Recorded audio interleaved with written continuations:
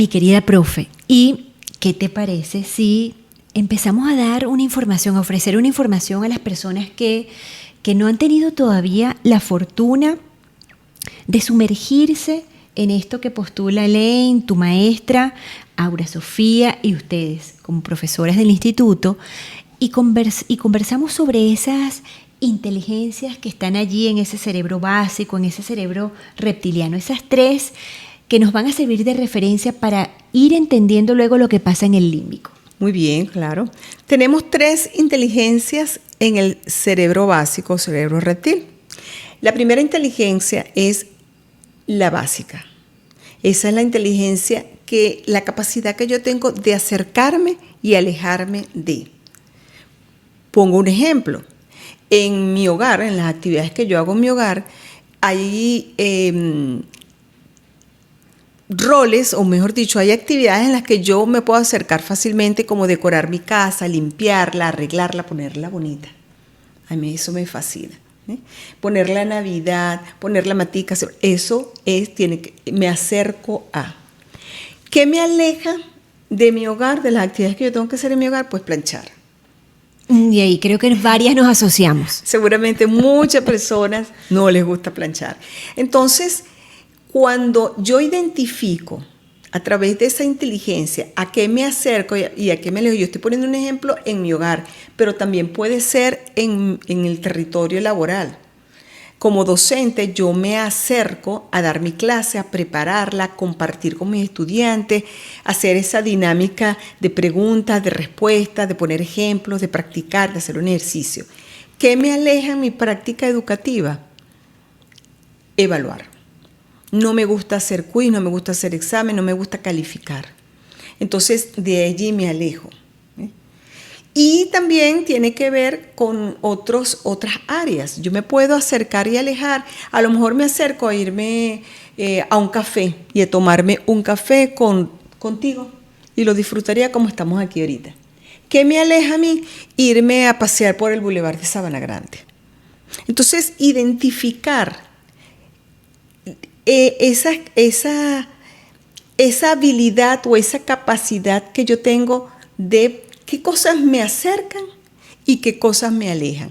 ¿Para qué me ayuda? Bueno, eso me ayuda muchísimo porque yo también puedo con mis pares negociar. Cuando estamos trabajando en equipo, bueno, ¿a qué me alejo yo para el logro de ese proyecto y qué cosas me alejan a mí de un proyecto y qué cosas me acercan? Y me parece estupendo que tengamos en cuenta esto de, dentro de ese cerebro reptiliano, esta inteligencia básica de me acerco y me alejo, porque si estamos más conscientes, si nos damos perfectamente cuenta, podemos hacer un actuar distinto. Entonces, sabemos que el acercarnos nos producen ciertas emociones y el alejarnos también. Ahora, ¿qué ocurre cuando vamos contracorriente y no nos damos cuenta? Que nuestras emociones nos van a traicionar y de alguna manera puede instalarse en nosotros un estado de ánimos que puede, y seguro lo va a hacer, determinar nuestro resultado final y nuestro destino. Ahora que te escucho atentamente, por ejemplo, en el plano laboral y esto de que no te gusta evaluar, me conecté aquí en una conversación privada que me surge con frecuencia en el plano laboral, ¿no? Cuando hago planificación estratégica en las compañías, a mí me encanta todo lo que es el diseño en macro, es decir, imaginarme el resultado final, los pilares. A mí me gusta visualizar cómo va a quedar, por cuáles caminos vamos a llegar. Si es, por ejemplo, el lanzamiento de un producto, pues todo lo que es la parte de la investigación para acordar la estrategia. Eso me acerca. Sin embargo, ¿qué me aleja? Bueno, me aleja, y aunque lo tengo que hacer muchas veces, pero me aleja es esa parte táctica, minuciosa de, por ejemplo, y he tenido la fortuna de contar con equipos que lo hacen por mí y no sabes cuánto lo agradezco. Vamos a construir entonces una tabla dinámica o un dashboard en donde voy a colocar desde el punto de vista muy táctico todos estos números. Para mí me acerca observar la tabla ya lista y definida para hacer una proyección y una predicción, pero me aleja horrores tener que construirla yo. Entonces, qué interesante a nivel de las emociones que nos demos cuenta de esto que nos aleja y nos acerca para montarnos y cabalgar en la mejor emoción posible y desde allí tener una conversación que sea poderosa. Sin embargo, nos quedan 2 inteligencias de ese cerebro reptiliano. ¿Cuál sería la siguiente? Mira, otra inteligencia tiene que ver con la inteligencia de los parámetros. Muy bien. Y esa es la capacidad que tengo de poder revisar, identificar cuáles son esas rutinas mías, cuáles son esas acciones que se repiten de manera constante y que tengo que cumplirlas. ¿Pues? Por ejemplo, parámetros. Todas las organizaciones tienen parámetros, las funciones que cada quien tiene que cumplir, los roles que nos corresponden cumplir, la normativa. Pues. Y bueno, eso tiene que ver con, yo me tengo que ir alineando a esos parámetros. En nuestro hogar todos tenemos parámetros. Parámetros de convivencia, mira, aquí para convivir bien, vamos a hacer acuerdos. ¿Quién cocina? ¿Quién lava los platos? ¿Quién va a botar la basura? ¿Quién va a llenar las jarras del agua? Que es un tema. Siempre que no hay agua, a mí me da, de verdad que eso parecía eso es un caso de estudio. Eso es un caso de estudio. Es un caso de estudio. A la gente que le gusta tomar agua fría y no hay agua. ¿Quién dejó la jarra vacía? Hay parámetros en el hogar, en los edificios. Las juntas de condominio tienen unos parámetros. Hay edificios donde, si se están haciendo reparaciones, hay unos horarios. Comprendo. Los perritos se sacan y hay que establecer unas normas y unas pautas de convivencia también. Entonces, la inteligencia de los parámetros es la que me permite a mí también identificar esas rutinas que yo tengo cuando me levanto, qué es lo que como parámetro que tengo yo. Parámetros también están asociados a parámetros de espacio y de tiempo. Los horarios son unos parámetros. Aquí en esta organización se entra a trabajar a las 8 y se sale a las 4, eso es un parámetro. Y uno mismo también se pone sus parámetros. Estoy estudiando, hasta tal hora voy a estudiar, porque de ahí en adelante a las 6 de la tarde me siento con mi esposo a ver televisión. Excelente. Entonces esa es la inteligencia de los parámetros. Y me parece muy, muy oportuna, porque en esto y sabes que nosotros pues trabajamos bastante en el área de la salud, y en esto de los parámetros, qué interesante es apropiarnos de estos parámetros para trabajar en nuestra higiene de vida. No es igual, y para todo en la vida el parámetro es importante, incluso desde la higiene de vida, que no es igual, saber que tienes que hacer ejercicio a establecerte un parámetro, lo tengo que hacer mínimo una vez al día, 4 días a la semana. Hay un parámetro. ¿Sí? O tengo que comer estos alimentos y estos no. Hay un parámetro. Y también en el área de planificación estratégica hay parámetros. Sabemos que finalizando un año, pues deberíamos de tener ya, si no completo, y espero que sí, al menos un 70, 80 o 90% de lo que va a ser nuestra planeación del año siguiente, porque eso nos va a ayudar a cumplir metas. Y nos falta una inteligencia allí. ¿Cuál será? Antes de pasar a esa inteligencia, en los niños, muy importante, cuando están en plena formación, ayudarlos con los parámetros. Por ejemplo, en preescolar, las maestras, que son una maravilla, ellas empiezan a los niños a educarlos a partir de parámetros. ¿A qué hora comemos? Después comemos y nos cepillamos, y entonces vamos a hacer la siesta. Todos esos son parámetros que con los que uno se va formando. Qué bonito. Y obviamente los vamos cambiando. Claro. ¿Okay? Claro. La siguiente inteligencia es la inteligencia de los patrones. Es la capacidad que yo tengo de revisar por dónde va mi energía. Esos patrones que tienen que ver con comportamientos que yo hago de manera repetitiva. Por ejemplo, me levanto y me voy a cepillar todos los días, ese es mi patrón. me ducho, ese es un patrón. Me doy cuenta que, por lo menos en mi caso, a mí siempre me gusta poner los ejemplos para que se entienda mejor. En mi caso, yo llego de la universidad y para mí tengo un patrón, que es que me tengo que tomar un café. O sea, yo llego a mi casa, suelto el bolso, me instalo en un sofá y mi esposo hace un café y nos tomamos un café los dos. ¿Para qué? Para iniciar entonces la rutina de la casa. Qué bonito, ¿no? Y tendrán que ver los patrones, tendrán que ver los patrones con nuestras creencias.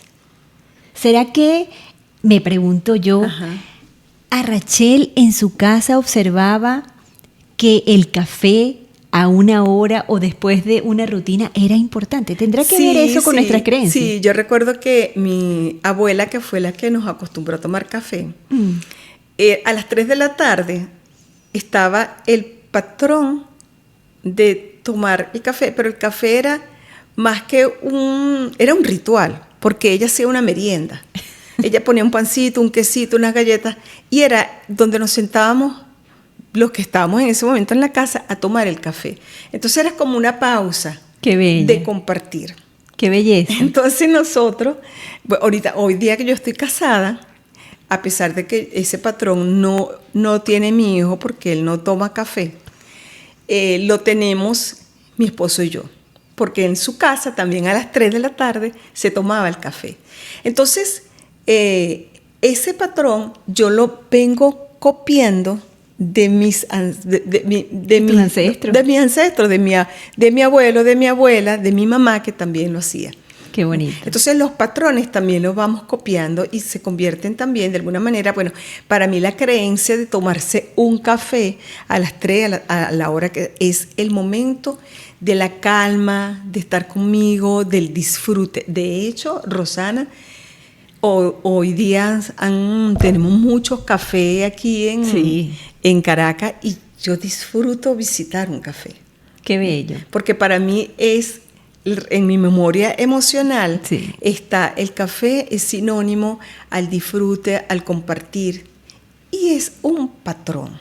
Es correcto. Y hablando de patrones, también es importante desde donde lo veamos, ¿sí? Desde el punto de vista gerencial, hablando de gerencia, no nada más de gerencia organizacional, sino desde la gerencia de vida, que revisemos nuestros patrones, que están allí encriptados como encriptados, están en el ADN, porque no solamente heredamos el genotipo y el fenotipo, y que algunos de esos patrones es importante que los cambiemos, porque están estos patrones que nos conectan con la felicidad absoluta que viene de nuestra herencia de abuelas, de ancestros, y también hay patrones nocivos en nuestra vida que de alguna manera están demarcando un resultado, lo están delimitando y que van acompañados siempre de emociones, que es justamente el siguiente nivel cerebral, que es esa área límbica, en las cuales hay al menos 3 inteligencias múltiples que la profe nos va a relatar. ¿Cuál sería la primera? Bueno, en ese cerebro del sentir y del desear tenemos efectivamente 3 inteligencias. Una de ellas, la inteligencia afectiva. Es la capacidad que yo tengo de dejarme afectar por. ¿Por qué? Por la lluvia, por el olor de la lluvia en la tierra. Me dejo afectar por la sonrisa de un bebé. Me dejo afectar por una música. Oye, yo por ejemplo, cuando voy a mi casa, me dejo afectar por las montañas que están alrededor de donde yo vivo. O el sonido de un ave. De un ave. Ahí hay muchas aves. Entonces me dejo afectar. Yo me siento en mi balcón y para mí es un oasis, porque ahí veo, y ya conscientemente, yo a ver qué pájaro voy a observar y me dejo afectar por el sonido de esas aves. Entonces yo decido con qué me dejo afectar, porque es una capacidad que tengo. Yo me puedo dejar afectar por el ruido de la camioneta que está allí, o me dejo afectar por el sonido de los pájaros. Entonces también es una elección. Qué bello, hablando de las elecciones y hablando de este sistema límbico, porque justamente allí donde se encuentran alojadas las emociones, qué interesante y qué vuelco puede dar nuestra vida cuando estamos más conscientes de esta inteligencia afectiva.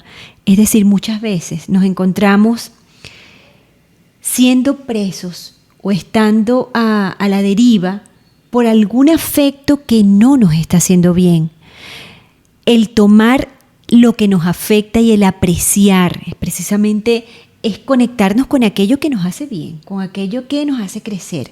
Es el poder distinguir, es el poder también hacer de lado y volver al área básica y decir, bueno, de esto me alejo porque no me afecta propositivamente, ¿cierto? Sí, y ahí es muy importante algo también que es una destreza que nos enseñó Elaine de Beauport, que es aprender a enfocar y desenfocar. Okay.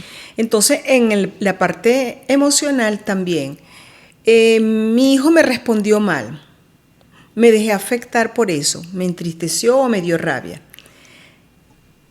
¿Con qué frecuencia o con qué intensidad le voy a poner el foco a eso? Entonces, puedo decidir, puedo elegir enfocarme tanto en esa respuesta que me dio que no me gustó y que me dejo afectar por eso, y puedo pasar una semana molesta por esa respuesta.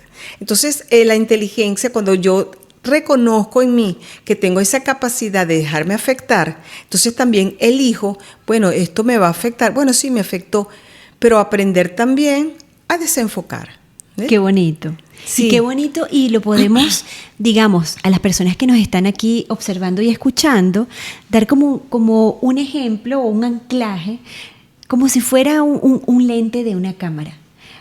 Bien sea que, pues el lente, ahorita Richard que está aquí frente a nosotras y está bajo ese lente tomando esta escena, pues bueno, uno el lente lo puede enfocar o desenfocar acorde a lo que uno quiera vivir y también la importancia que uno le quiera dar. A lo que yo me quiera dejar con lo que yo me quiera dejar afectar.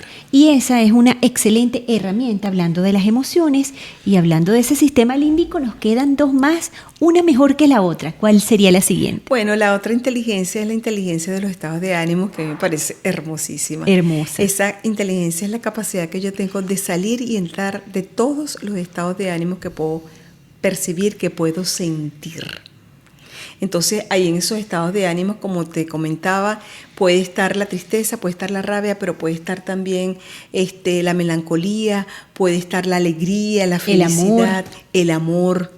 Entonces, sabemos que estamos en como una escala, así como está la escala musical, está la escala emocional. Entonces, en los estados de ánimo son variados.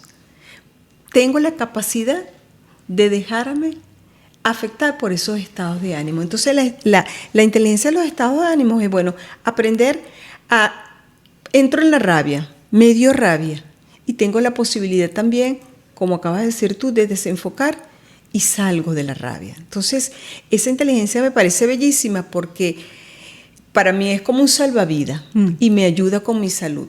No me voy a quedar pegada en una emoción que me pone en baja frecuencia.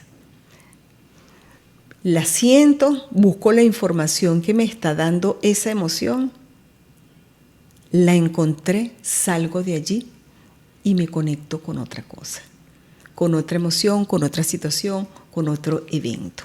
Estupendo. Y justamente allí, Raquel, me viene una pregunta a la mente que en las sesiones de coaching salen con frecuencia, ¿no? Me la hacen con frecuencia. ¿Será que las emociones son buenas y malas? ¿Hay emociones buenas y malas? Bueno. Se tiende a enmarcar a las emociones como negativas o positivas.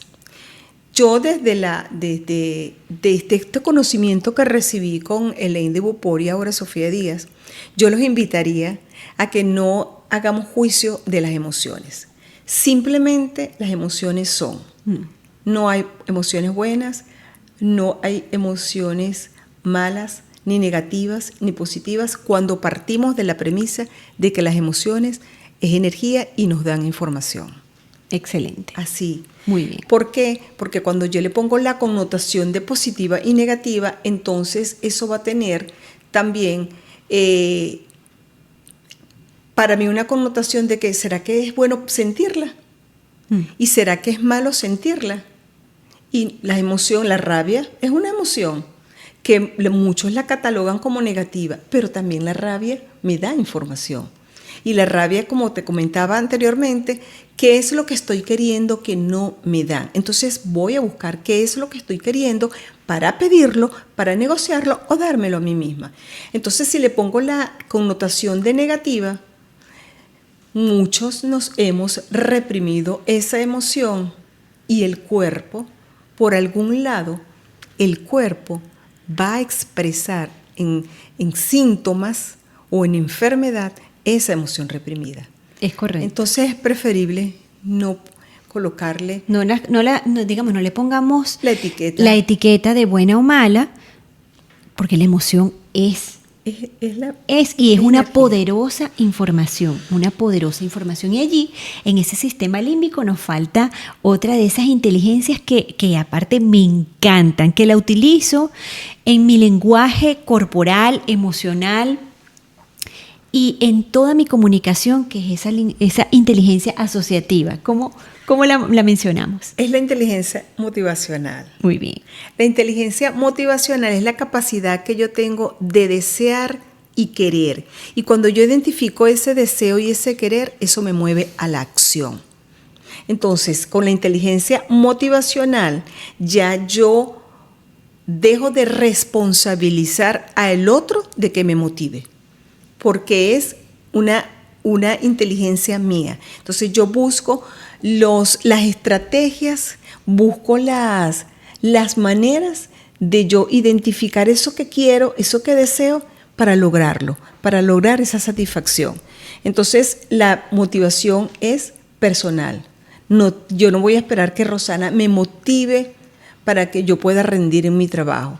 Yo no voy a esperar que los estudiantes me motiven. Pueden haber incentivos, que es otra cosa. Claro. Pero la motivación, el hecho de que yo esté dando clase en la Universidad Central de Venezuela es porque para mí está conectado con un deseo y un querer que está alineado a una misión de vida y a una visión.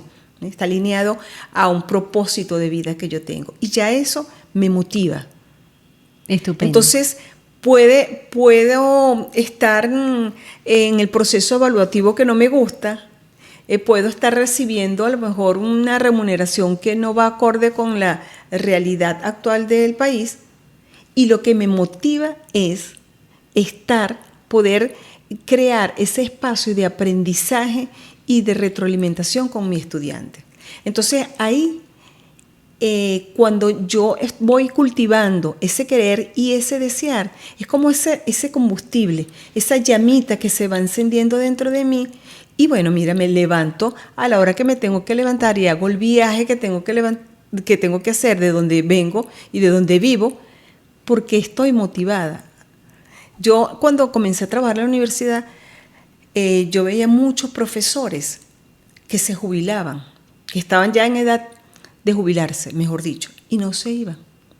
Y yo decía, Dios mío, ¿qué los mantiene aquí? Y era eso, para ellos era la motivación, Qué porque bonito. estaba alineado con su propósito de vida, el hecho de poder compartir un conocimiento a un estudiante. Entonces, la inteligencia motivacional es la capacidad que yo tengo de identificar ese deseo y ese querer para ponerlo en la acción. Y pasamos entonces de ese cerebro límbico, de esa área límbica donde están estas tres poderosas inteligencias, a ir cerrando con la parte de la neocorteza. ¿Qué pasa allí en esa neocorteza? Bueno, el cerebro del pensar, el imaginar, que es el último sistema que se forma en la persona. Ahí tenemos la inteligencia. En el hemisferio izquierdo tenemos la inteligencia racional, conocida por todos, que es la capacidad que yo tengo de hacer conexiones lógicas, racionales, explicar algo desde el análisis, desde la lógica, desde la racionalidad, Muy bien. que es el que nos han cultivado en la educación formal. Y en el hemisferio derecho tenemos la inteligencia intuitiva, que es esa capacidad que yo tengo de ver más allá, esas corazonadas, esa intuición que tenemos todos. Y que poco a poco se ha ido desarrollando, sobre todo a nivel gerencial. Ya le están dando como más importancia que los gerentes se vayan guiando también por esa inteligencia intuitiva. Que ahí en ese cerebro también está la creatividad, está el sueño, está la imaginación. Digamos que ambos hemisferios son como un gran equipo, ¿no? Tanto el hemisferio izquierdo como el derecho se complementan, sus funciones son diferentes, porque uno es más lógico, analítico, detallista, y el otro es más hacia la globalidad, ver la generalidad, es más de pensar, de hacer asociaciones libres. Entonces, en este hemisferio derecho tenemos, como les dije, esa inteligencia intuitiva, y también tenemos esa inteligencia asociativa, mientras que con la racionalidad yo hago explicaciones desde la lógica. La inteligencia asociativa hago asociaciones libres. ¿Ok? Entonces no necesito dar una explicación desde un fenómeno lógico de causa y efecto, sino más bien doy la explicación, la hago asociativa, libre. Qué bonito. La inteligencia asociativa la observo yo muy claramente en los pintores. Hacen una pintura y no tiene un inicio ni un final, simplemente que para ellos van creando su diversidad de colores, bueno, ese es el universo. Entonces, ahí no hay una explicación lógica ni matemática, sino es asociativa.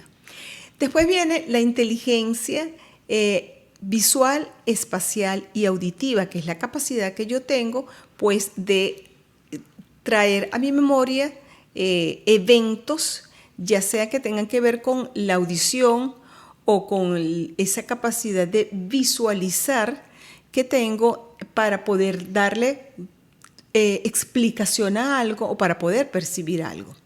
Entonces, allí, por ejemplo, yo recuerdo mucho en esta inteligencia auditiva, como cuando mi mamá me cantaba una canción para dormir, yo inmediatamente eso me conecta a mí con un sentimiento determinado, ¿no? Qué bonito. Por supuesto, placentero. Entonces, esa inteligencia visual auditiva también está relacionada con la capacidad que tienen las personas para ubicarse en el espacio. Los ingenieros o los arquitectos tienen muchísima de esa capacidad de repente en un espacio o un terreno determinado con unas medidas determinadas pueden decir, bueno, mira, de aquí sale a lo mejor una casa de tantas habitaciones, de tantos cuartos. Muy bien. O el arquitecto tiene esa capacidad visual, espacial, para poder ver cómo puede ser una decoración en un espacio físico. Muy bien, entonces digamos que nos hemos paseado por las inteligencias múltiples, nos hemos estacionado con mayor énfasis en el tema de hoy, que es el tema del territorio de las emociones. Hemos conversado sobre algunas herramientas, hemos realizado al principio también un ejercicio relacionado con la respiración, digamos, fundamento para poder manejarnos y gerenciar mejor nuestras emociones. Y por el día de hoy tenemos que ir culminando este episodio que, les adelanto, será solo el inicio de muchos más para poder profundizar no solamente en las emociones, sino profundizar en un territorio gerencial de vida que nos pueda permitir conectar con el propósito. ¿Qué te llevas, profe, el día de hoy de este encuentro, de esta conversación poderosa?